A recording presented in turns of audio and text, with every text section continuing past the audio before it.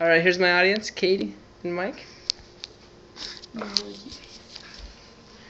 Alright, today I'm going to be speaking about why you should be eating healthy and working out.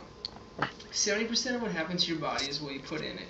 Another 30% has to do with working out and some of your genetics. According to Oscar Carranza, he's a personal trainer and he's the owner of Elite Fitness. I am also a certified personal trainer and have 2 years of experience dealing with nutrition and exercise. People need to eat healthy and exercise because they will live healthier and disease-free lives.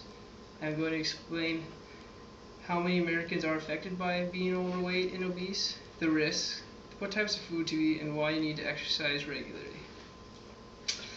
Many Americans today face problems with overweight and obesity related to the food they put in their bodies. Overweight and obesity are both labels for ranges of weight that are greater than what is generally considered for a given height. The terms also identify ranges of weight that have been shown to increase the likelihood of certain diseases and other health problems. According to the website cdc.gov, over one third of American adults are overweight. The adolescent percent overweight and obesity is lower at 17%, but it's triple the rate from a generation ago. This is a big problem for Americans, and most of it has to do with what they put in their bodies. Okay, now you know how many people are being affected by being overweight and obese in America. Although even though if you are not overweight or obese, it is still harmful to be putting unhealthy food in your body. The increase of cardiovascular disease while eating foods high in saturated fat, sugar, sodium, and cholesterol is great. Cardiovascular disease is the leading cause of death in the United States, according to Edward T. Howley and B. Don Franks, authors of the book Fitness Professional's Handbook. Other health consequences related to being overweight, obese are shown right here, are cardiovascular disease, type 2 diabetes, cancers, hypertension, stroke, liver and gallbladder disease, sleep apnea, respiratory problems, osteoarthritis, and gynecological problems. So as you can tell, this makes America a very unhealthy nation, and we can fix that. Now that we know the basics about how much America is being affected and what the risks are of being overweight and obese, let's talk about eating the right kinds of food and the bad kinds to avoid to help prevent both obesity and being overweight. Having good nutrition is eating foods in the proper quantities with needed distribution of nutrients to maintain good health in the present and future. There are many different diets out there and tell you different advice about eating right and losing weight. However, I suggest that you eat a well-balanced diet. Here is the acceptable macronutrients for carbohydrates, fats, and proteins. As you see, I suggest you 25% proteins, 60% carbs, and 15% fats. The reason I recommend you have your protein intake higher than your fat is because a lot of people eat unsaturated fats and trans fats, which are both bad for the heart.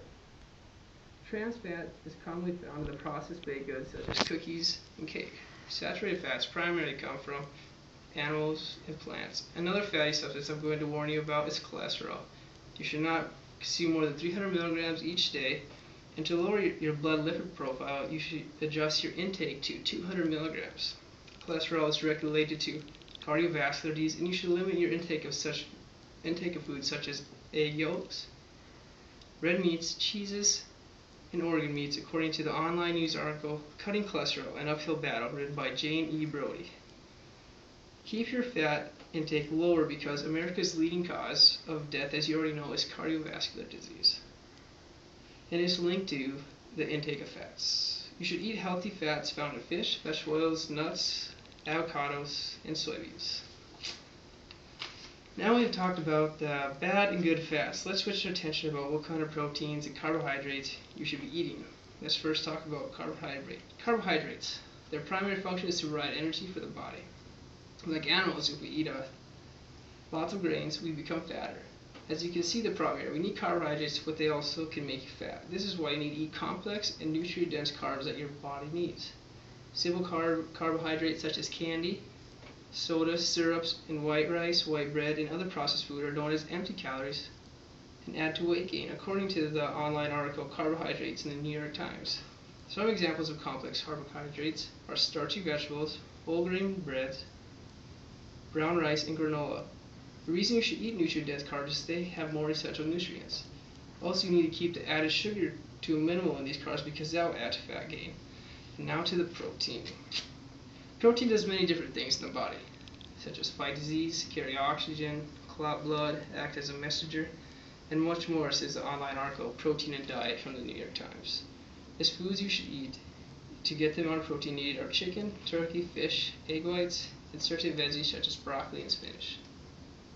Skim milk is also another important source that you should drink for more protein, if you're able to. If you're lactose intolerant, I suggest you drink almond milk. If you notice I didn't say to eat red meat, it is that it's higher in fat and cholesterol. Also, it says stays in your system longer, which is harmful to your colon.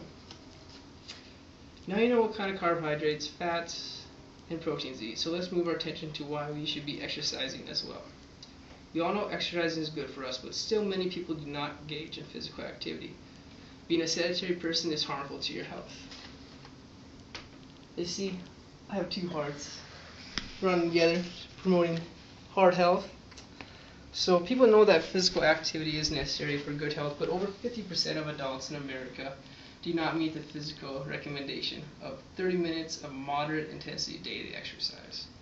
Being active will help prevent being overweight, obese, and certain diseases.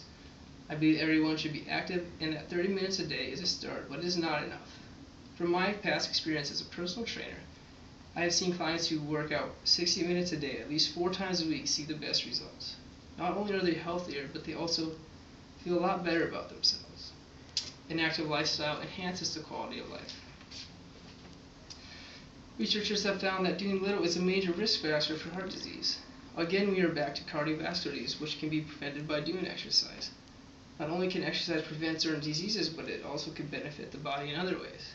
According to the online article, How Exercise Can Help You Master New Skills, written by Gretchen Reynolds in New York Times, is that physical exercise may help the brain to consolidate and store physical or motor memories. This means that it may enable your body to perform better in daily activities. I believe that is true, and that is another reason why people should work out. To me, saying yes to exercise is a necessary part of life. Throughout this, I have now talked about the benefits of exercising and eating healthy. With the information I've given you, I hope you to take my advice to exercise regularly and eat healthy with the guidelines I've given.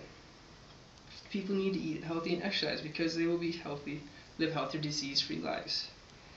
We talked about the amount of people being affected by overweight and obesity, the risks, eating healthy, and why you should exercise. By exercising right, you have the power to stay healthy and to prevent diseases to your body. Not only will you be healthy, you will be a role model to your peers. Thank you.